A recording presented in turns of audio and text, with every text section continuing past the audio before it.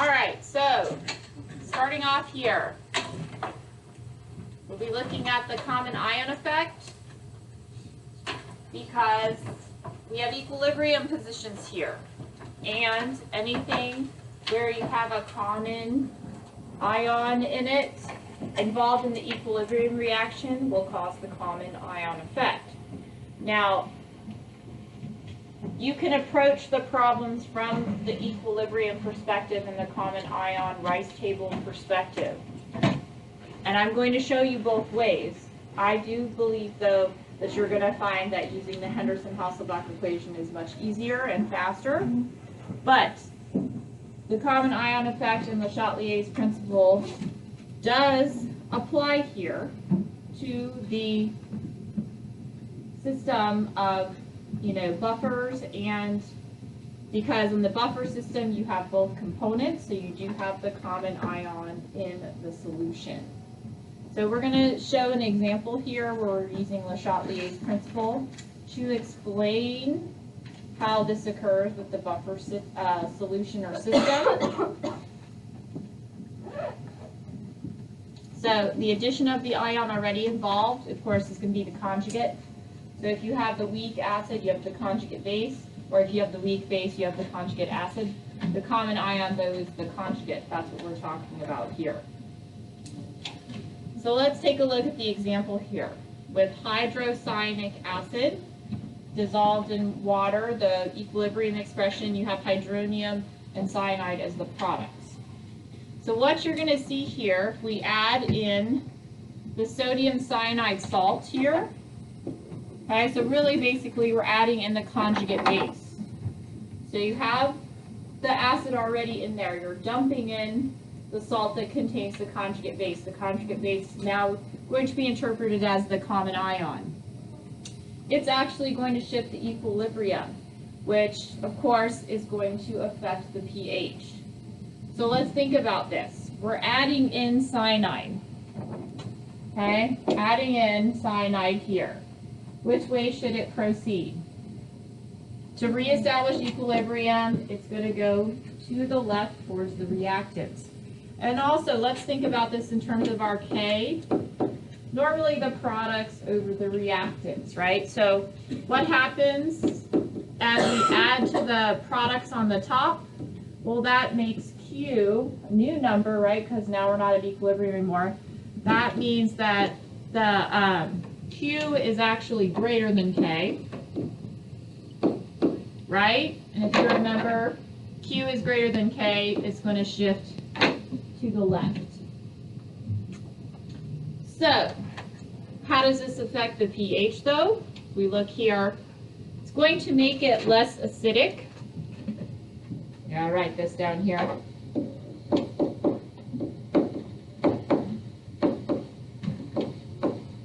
So you can see that shift there. Yes, we'll put that. It's going to make it less acidic when you add the sodium cyanide, because if you add in over here and it shifts to your hydronium amount, it's going to decrease, okay? It's going to decrease because it's being consumed a little bit. If you're pulling hydronium out of solution, pH is going to go up.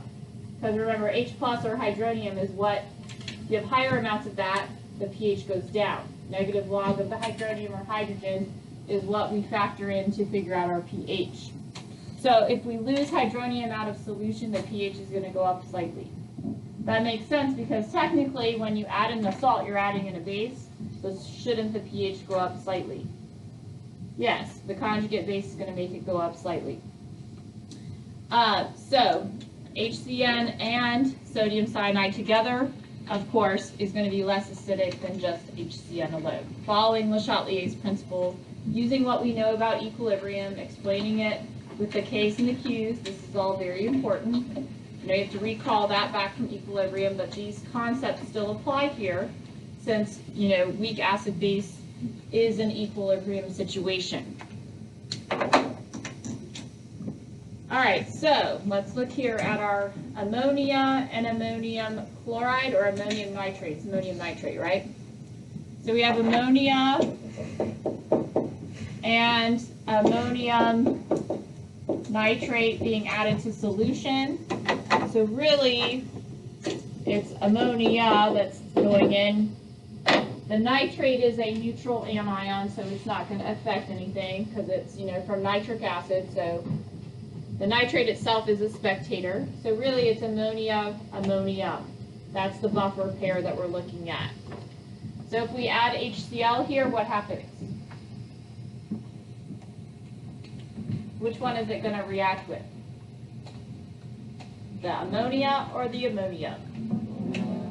The ammonia, good. Like so. It's going to combine with the ammonia and form more ammonium, which would be the conjugate acid in this case. And of course, by adding acid, the conjugate acid more is formed. The pH is going to slightly increase. I'm sorry, the pH is going to slightly decrease because you're adding more acid. So it's going to slightly go down, but it's not going to go down drastically. It's not going to change drastically. That's the whole point of the buffer, though, is to resist the pH change. It will go down some, but it's just not going to go down very much. It's not going to go from like 9 to 4. It may go, from 9 to like 8.8 or something, but it's not going to change drastically. Looking at the other system, we have sodium hydroxide now being added to the pair. Which one's going to react in this case? The ammonium, and it will combine to form water and ammonia. So therefore, the pH is going to go slightly up. And it will still hover, though, around its original pH. It won't be too far from it. It won't be some huge dramatic increase from like 9 to 13 or something. It may go from 9 to like 9.2. It wouldn't be a huge change in pH value. Any questions so far?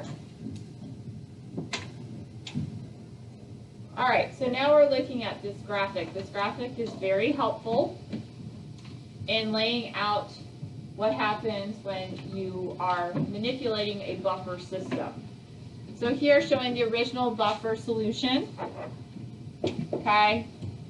If we're adding and getting over to our modified pH, you could add the strong acid, the H+, or the strong base to it. Those would be the ones attacking the buffer system. So the step 1 here, and it says do the stoichiometry calculations to determine the new concentrations. Well, we don't really need to do all to find new concentrations here. Actually, we're going to do the stoichiometry calculations to figure out how many moles of everything is left in solution. So this step 1 is really doing the BCA chart. This is where you're going to do the BCA chart. You're going to figure out how many moles of everything is left in solution. The second one over here, once you know what's left in solution, is when you decide to do more calculations. And if you still have both components in solution by step 2, where you have both buffer components, the acid and the base, the pair together, you have 2 choices. Let's put 1 here. The first choice is do equilibrium calculations. This would be like doing a rice table. A rice table where you're using the common ion effect that we used in KSP. So for doing the rice table here, you do have to switch them back to concentrations. Rice tables are always in concentrations. So that's one option at this point. You can still get the pH correctly from doing the rice table with the common ion effect, where you initially start with both components. I'm going to show you an example of that particular use of that problem. The other one, though, here, or, it says or, this is the route I usually go, or use the Henderson-Hasselbalch equation. Because you already have the moles of both components at this point, you can just plug them in because it's a ratio, and then you can figure out at that point what the pH is. I think number 2 is the easier route to go and more efficient, but I have seen where, some students have blanked on the test and they didn't think to do Hendy-Haas, but they just set it up as equilibrium. Still got all the points, though, because they still got the right pH. So you can do it that way. All right, this one's just showing you here original buffer if you add hydroxide to it. The final pH is close to the original. Basically what's happening though is as the hydroxide is combining with the acid component, you're producing more conjugate base. And when you produce more conjugate base and you take away some of the acid, the pH is going to go up slightly. So it is going to be slightly different than the original pH. But, and same thing would happen in the opposite where you have your acids. If you're adding the acid, then it's going to combine with the conjugate base, changing that level a little bit, producing more of the acid, and it's going to drive down the pH. So it'll be close to the original buffer pH, but there will be a slight amount of change. So here, showing you too that what happens here, the ratio of the buffer components. The two buffer components set up as a ratio, so here's your acid, your conjugate. You have your original amount of both of those in there, and it is a ratio amount. If you add hydroxide, you're going to lose out of the top number, and you're going to gain out of the in the bottom number. So your ratio is going to slightly change. So when the ratio slightly changes, of course, the pH is going to slightly change. But it's not going to drastically change. So OH changes H to A minus, HA and A minus are large compared to the hydroxide added. You're not going to have much change in your pH. But the ratios will slightly change. They won't be exactly what they were originally. Like in this diagram.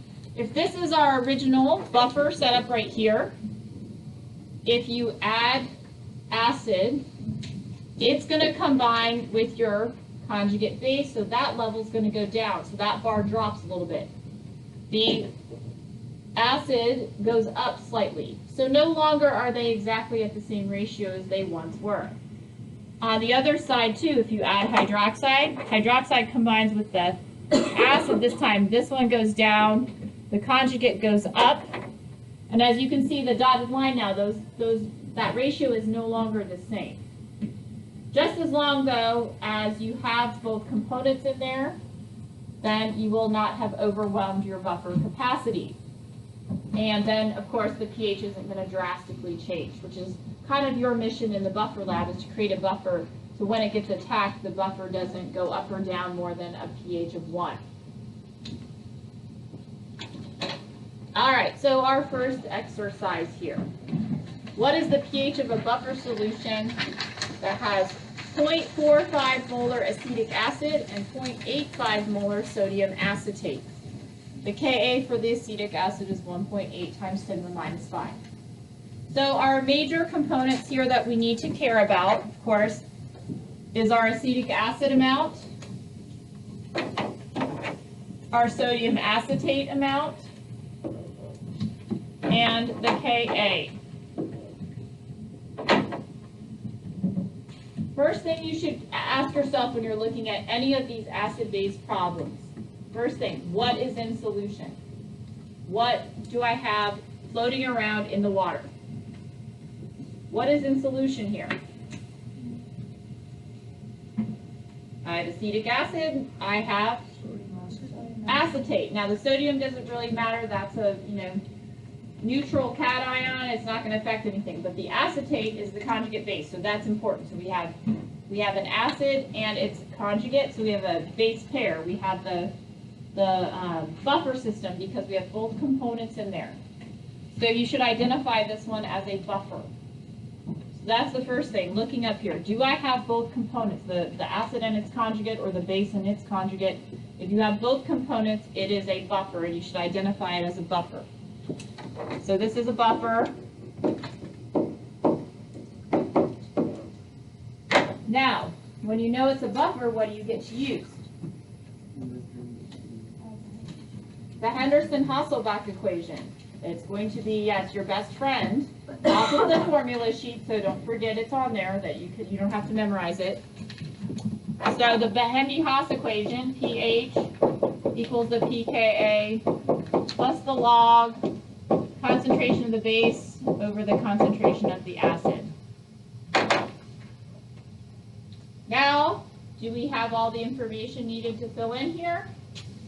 We have the Ka, we have the conjugate base, in this case acetate amount, we have the acid amount. All we have to do is plug and chug. So, plug it in. And remember, P here means negative log of the Ka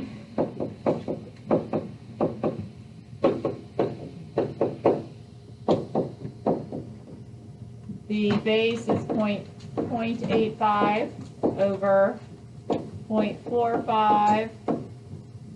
And what do we get here for our pH value for this particular buffer setup? Yes, the pH should be 5.02. And because there's two significant figures in the concentrations and the Ka, we're going to go with 2 decimal places next to our pH. So this is just a straight up buffer problem, both things in there, plug it into the equation, and you can solve. One of the easiest buffer type problems you're going to have. And yes, there we are. Good, correct. All right, now, let's look at the scenario here when the conjugate acid pair, the buffer pair, are in equal concentrations. And of course, this also occurs on the titration curve in the buffer region where you're at the midpoint. Midpoint in buffer regions where there are equal concentrations here. But what happens to our equation here? If these guys are equal, right, what happens to that? What does it turn into? The log of 1. And what is the log of 1? 0. It's 0. So guess what happens to this part of the equation? You don't have it anymore. So actually your pH equals your pKa.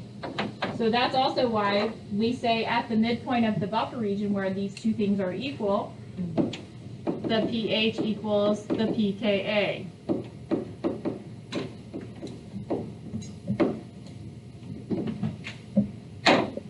So that is that concept and why you're allowed to identify that point on the titration curve as such is because that log of 1 turns into 0. All right, buffer capacity. Let's talk buffer capacity. The amount of protons or hydroxide ions the buffer can absorb without a significant change in pH. It is, of course, the buffer capacity is directly related to the magnitude of your buffer components. So if you have a lot of HA and A- in there, you have a much larger buffer capacity than if you have small amounts of HA and A-. So a buffer with large capacity contains large concentrations of buffering components. Now when you're creating your buffer for the buffer lab, you're going to be given a range to stay within, so you can't go above the range that I'm going to give you. But you still want to maximize the number for your buffer components and try to get it as large as possible, of course staying within the range, so that you can maximize your buffer capacity. So that will be something that you will be looking at on our next class when you're designing your buffer. Is yes, you have to stay within my range, but yes, you still want to maximize and make them the largest amounts that you can make them within, staying within the range, and still being able to withstand the attacks from the hydrochloric and the sodium hydroxides. All right, so optimal buffer capacities, of course, have large amounts or concentrations of buffer components, and the ideal situation, of course, is to have that ratio be equal. Because, of course, the ratio is equal. It's most resistant to changes when you have the same amounts. If the ratio is not equal, the one side that has less, of course, is more prone to being overwhelmed if too much of the acid or base is added of that component reacts with.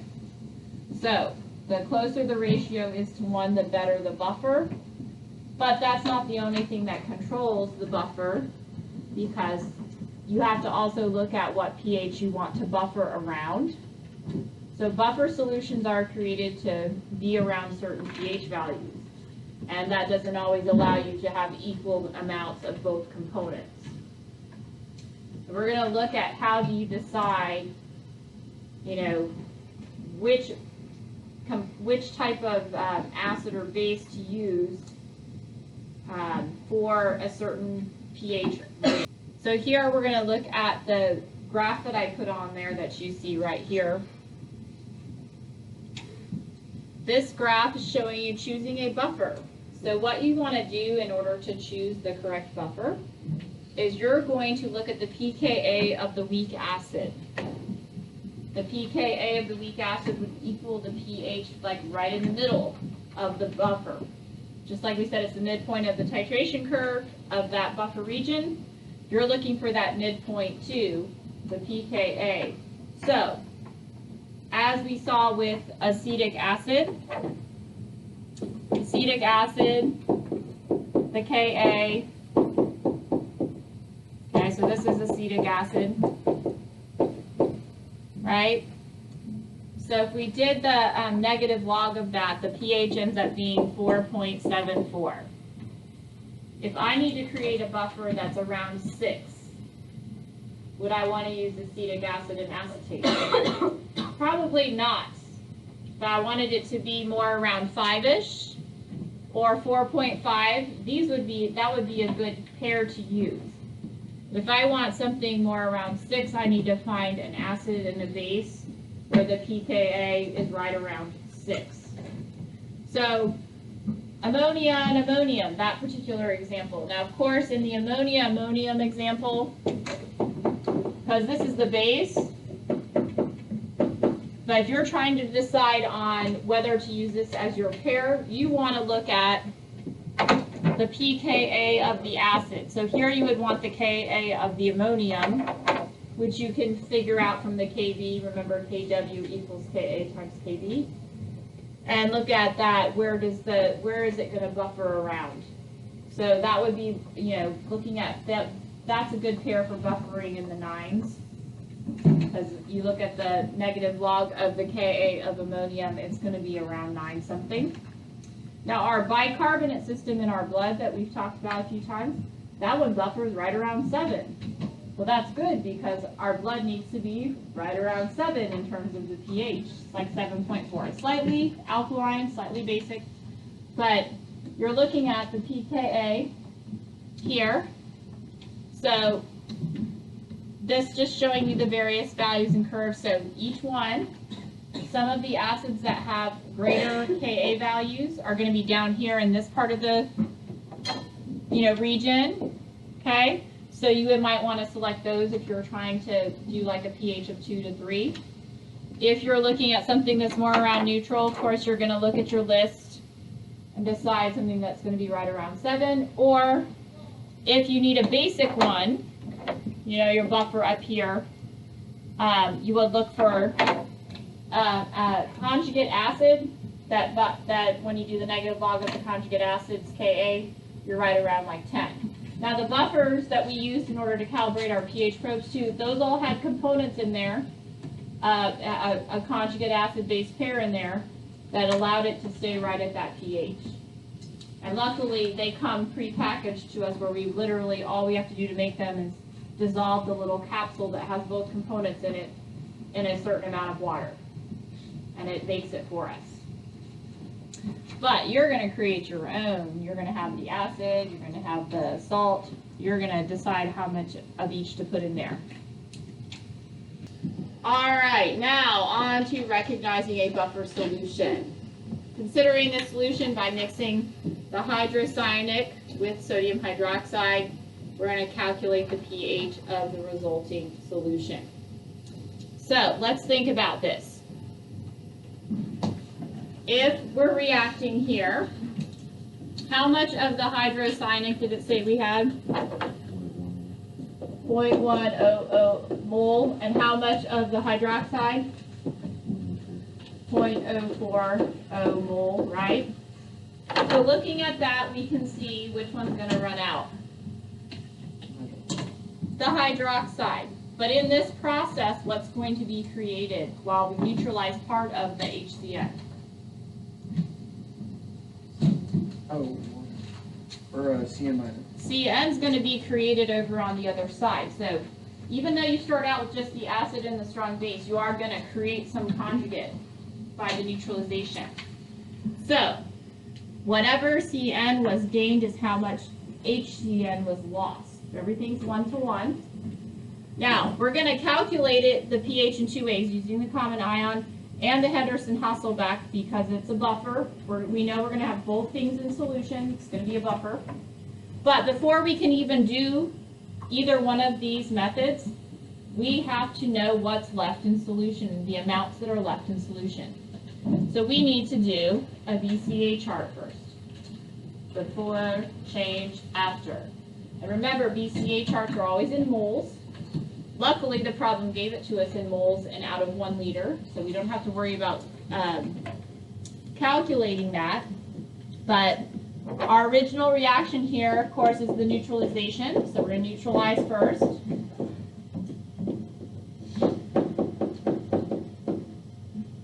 Before, change, after.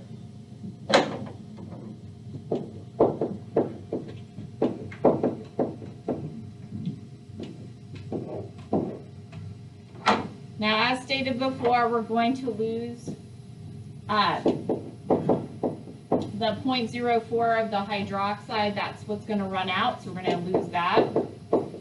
But that means we're going to gain it over here on this side because we're creating some cyanide. And then, of course, that goes down to 0.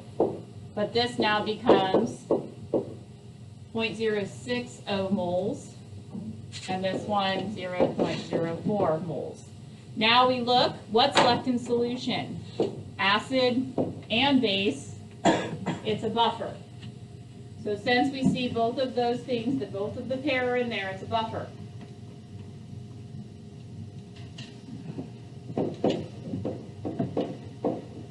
So now we have 2 ways we can calculate it as a buffer. Going to do the long way first, and hopefully it will show you that you don't need to do this because it does take longer, and a rice table. But now, since we're doing it from an equilibrium perspective, we have to set it up as an equilibrium reaction. So we're going to start off with our acid reacting with the water, giving us the cyanide and the hydronium. Now the question was posed yesterday, could I have started it with the cyanide and reacted it the other way? I could. However, they gave us the Ka value in the problem. So if I start with the acid reacting with water, I can just leave and use the Ka value. If I reverse it and use the cyanide as my original reactant, then I have to find Kb. So it ends up making it longer. So here, this is your R, of course. Now, conveniently, this is out of 1 liter, so we really don't have to do a calculation to change it to concentration, because moles over 1 liter is going to be the same.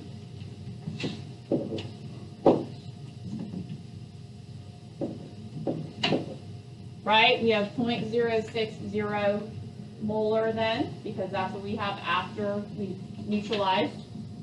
The water, of course, doesn't matter. But we are also starting out with 0.04 molar of our cyanide in there as well. This is why it's common ion. So initially you have both things in solution, so they both belong in the initial row. Of course, we are going to state that we don't have any of our hydronium yet. Subtract x, plus x, plus x, 0.06 minus x. So this is where it starts to look like one of those common ion problems from KSP, where you have both things initially. Then you have to write out your expression, of course.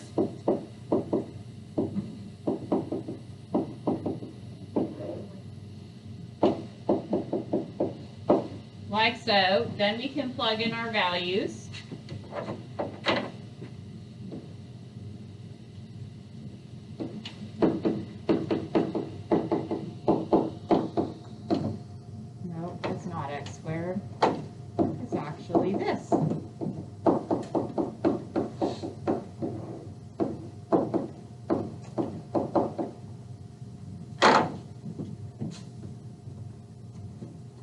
Now, do we get to eliminate x? Yes, we do. This is a 10 to the minus 10 here. So we definitely get to eliminate the x's out of the change part. And of course, you would note it. You would say, 5% rule, eliminate x.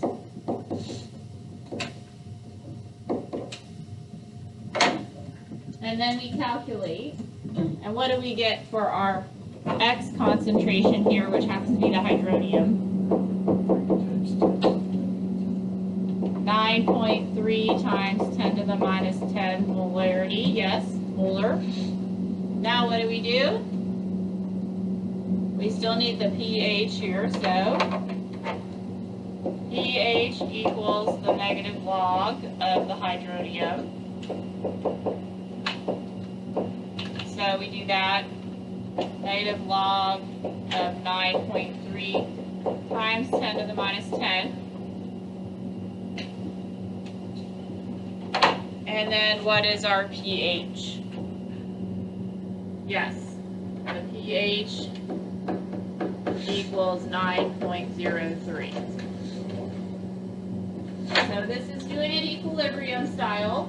Change it to concentration, write out your expression, plug in, all that stuff. Now let's use the Hendy-Haas equation instead. Let's make it easier on ourselves. So we have the negative log of the Ka plus the log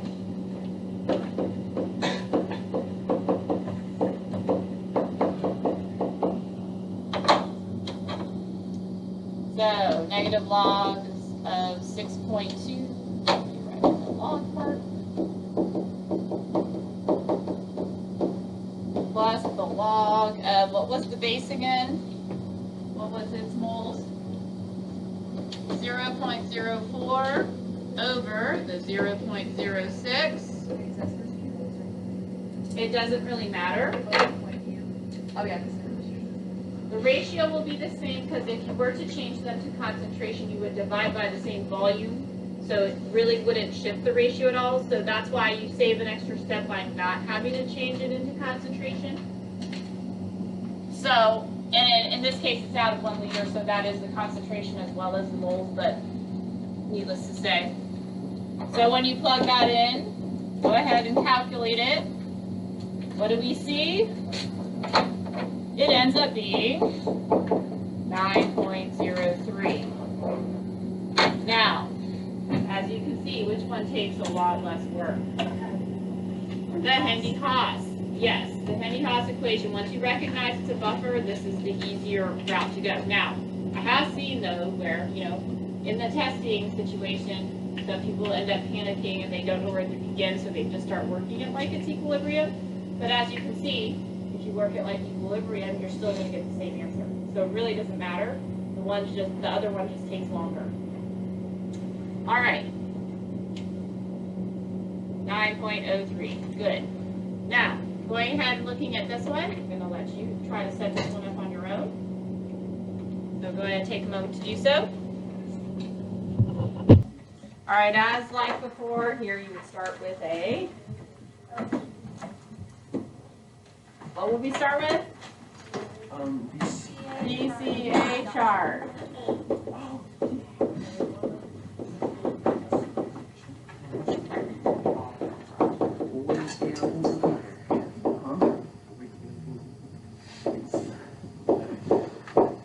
So, beforehand, we have 0.200 moles, and we're using 0.03 moles. Water doesn't matter, that's at 0.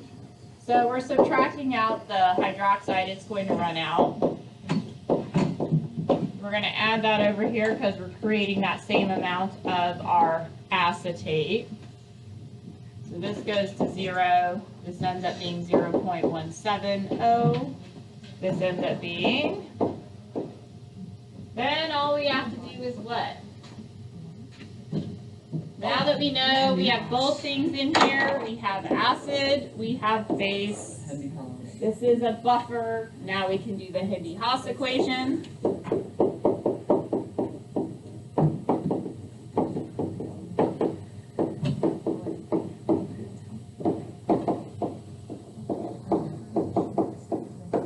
And what did you get for your pH?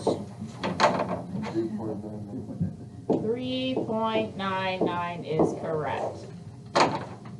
So, Penny Houseway. But if you wanted to do it equilibrium way, a lot more work. Expression, plug it in, eliminate X, find hydronium, negative log of hydronium. You still get the same answer, but that is the long common ion equilibrium way. All right, exercise 4. What's the only thing a little bit different here? They give us different volumes of the solutions. So now you have to calculate the moles. You can do it one of two ways. You can just use your molarity equation, or like some of us prefer, the dimensional analysis way. So if I have, 0.100 liters of my 0.100 moles per 1 liter, I can figure out the moles that way. So either or, whichever way you prefer. Of course, the other one is 50 milliliters. That's for the hydroxide.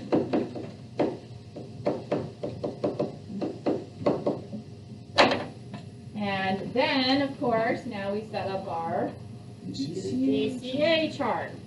It's getting, repetitive, as you can see.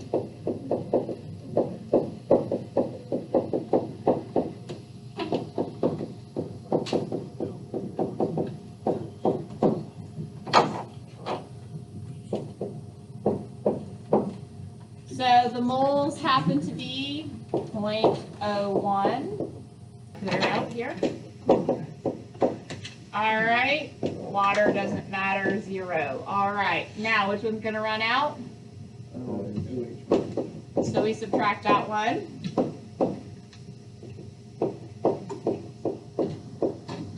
That goes to 0. Now we're going to add this over here, of course.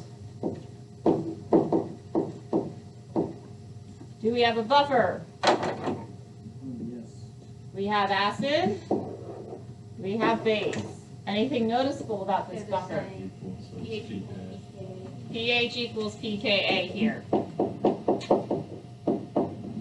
We've got the same amounts. That saves you some time. So all you have to do is the negative log of our pH happens to be pH equals 4.74, right? 4.74. Good. 4.74. All right. Now, looking here at this pH of solution at the equivalence point, we have 100 milliliters, 0.1 acetic acid, and we're titrating it with 0.1 sodium hydroxide. So, what is the inclination to do here? Well, it is a rate table. But some people might not recognize immediately, hey, we're at the equivalence point. What happens at the equivalence point? So, moles of acetic acid equal the moles of hydroxide, which also equal the moles of what? The conjugate base, exactly, right?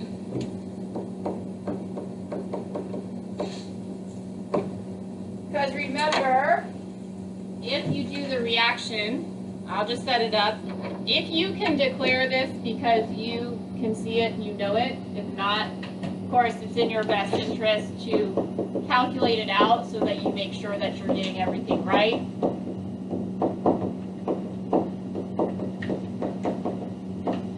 So you can do the BCA chart just to set it up to make sure that you're in the right frame of mind here. What did we have? We have 0.0100 moles here. We know this is going to also be 0.001 or 0.01 moles as well, because we're at the equivalence point, the moles of the acid equal the moles of the hydroxide.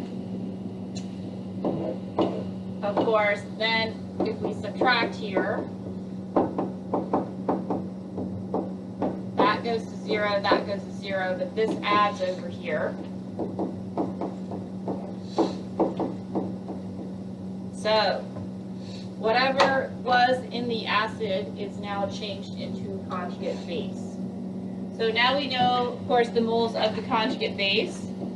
Now, if you can declare this in the problem where you're saying at the equivalence point all these things are equal, you don't need to do the VCA chart. But if you can mentally see that and declare it before you begin the next part, that's fine.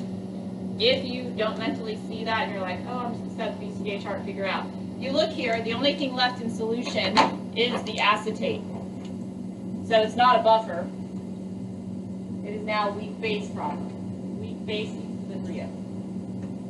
So we know the moles of our acetate. What else do we need to know in order to figure this out?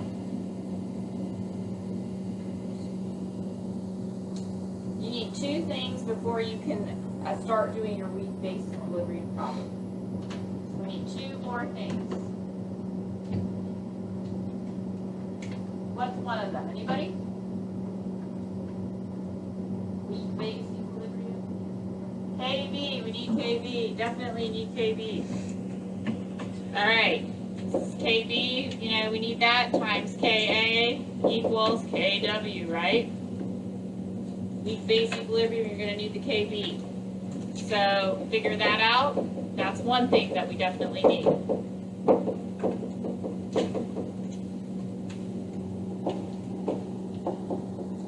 What's KB? 10 to the negative 10. Good. Now, what else do we need to know in order to start our weak base equilibrium? We need to know what about acetate? Its concentration. We only know its moles right now. We don't know its concentration. How do we figure that out?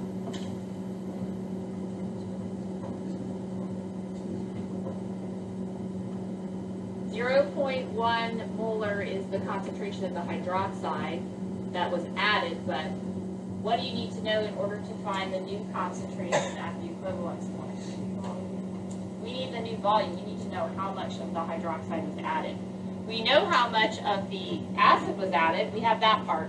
But a certain amount of the hydroxide was added. They didn't tell us that amount. We have to figure it out. But we also know over here that the moles of the hydroxide are the same as the conjugate here, right? We already know, we've already declared that. So all we have to do is figure out our, use the molarity equation, figure out the volume of the hydroxide that was added. The molarity of the hydroxide was 0.1, the moles 0.01. So now you can find the liters. How much of the hydroxide, this is to find the volume of hydroxide added. What is that value?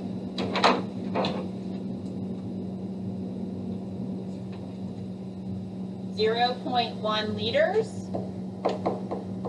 That is correct. That's how much of that was there, that was added for the hydroxide. Now, I'm just going to flip to the next page so I have to remove. So, now we have the 100 here. This is from the acid, plus this from the hydroxide. So our new volume ends up being 0.2 liters. This is our new volume, right? And then we go ahead and figure out our concentration of acetate, 0.0100 moles of our acetate divided by the 0.2 liters. So what is the concentration of the acetate? 0.050 O or O, I don't know. It's gonna eventually come down to being 2 sig figs anyways at the end. So, all right. Now that we have the concentration in the kb, we can set up the rice table or skip the rice table, right? And just set up the expression. Kb, oh, we need the reaction, right? So here we have acetate reacting with the water, giving us hydroxide and acetic acid. So write out your reaction for your equilibrium. Then you can go straight to the expression and skip the rice table. We already know what the rice table is going to look like, right?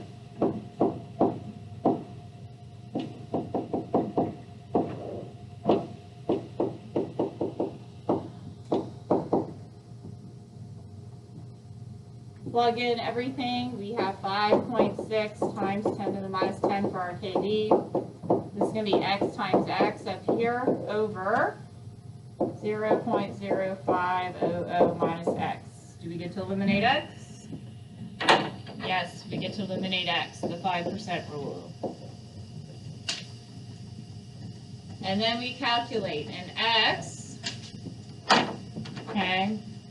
X is going to equal our hydroxide. Hydroxide is driving the pH at this point because remember it's weak base here.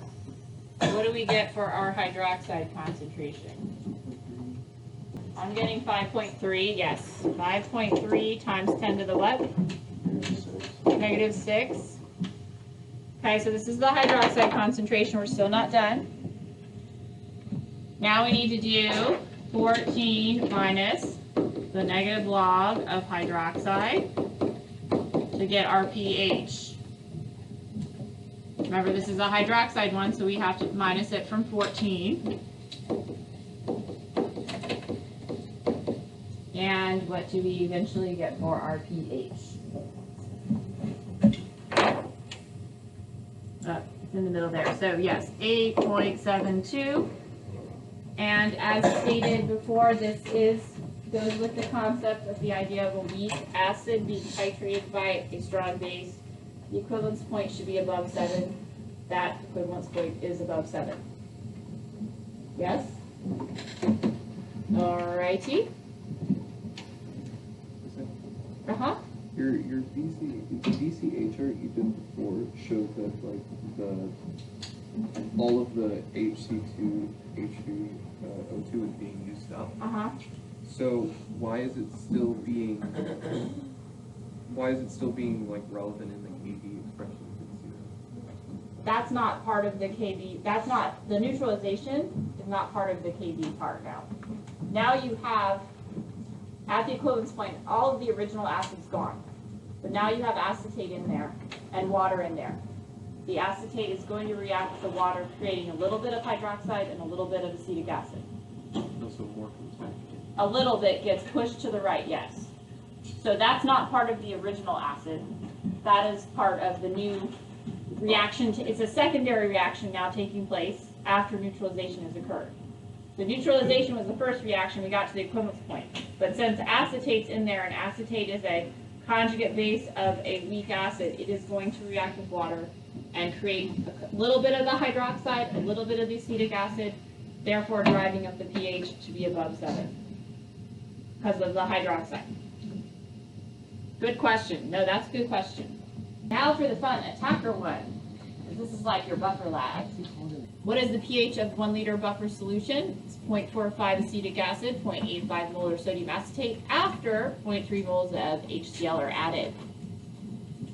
We have a buffer solution. We've added a little bit of acid to it. BCA, we got to figure out the moles. What's left in solution? That's always the first thing to do. But we also have to figure out the reaction. Which one of the buffer pair is actually reacting here? That's really like figure out what's reacting and then how much of the stuff's left. So what's reacting here? Now we have the HCl being added. The H should be reacting with the OH is not in there. We have two options, this one and this one. Oh. CCH. So what's reacting here? with which buffer components reacting with the hydrochloride? Acetate is. So then you set up your reaction. So the first thing to do is set up your reaction. So that's going to react with the H+. It's going to give us acetic acid. Set up your reaction. Now the way this one's going to look is slightly different than before, okay, because we have both things in solution. So the before, we have both sets of moles in there. That's how it's going to look differently here. So it's the Na such as spectator. Yes. Remember, sodium is the cation of a strong base, so it's a neutral salt. It does nothing. It sits around and floats around and waves high to the other stuff in there. Doesn't react, just floats around in between water molecules. Okay? Same thing with chloride. Chloride does nothing. Sodium chloride, neutral salt, right? Remember neutral basic acidic salts? Okay. All right, so before we start, we have 1 liter solution, right? So that's an easy conversion for our moles. So how many moles of acetate do we have? 0.85. Okay, how many moles did they say they added of the H? And how many moles of the acetic acid? So initially now we have all 3 things in solution. All right? Which one's going to run out first? H, so we subtract that one. We're going to add it over here though, because we're creating more acetic acid. Goes down to 0. This is what? 0.55? And this is going to be 0.75. Do we have a buffer? Both components still in there? Yes, buffer. So what do we get to use? Hendy-Haas. Go Hendy-Haas route. All right, Hendy-Haas.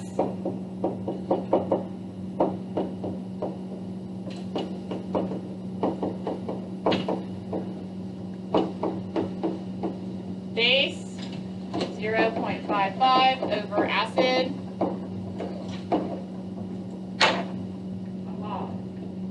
Base over acid.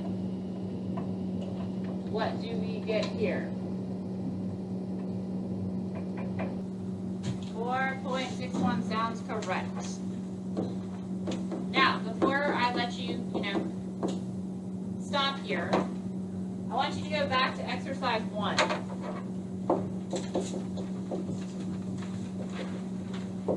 For kind of a numerical comparison here. Exercise 1. Didn't we have 0.45 and 0.85 of both buffer components there? Right? Nothing was added though.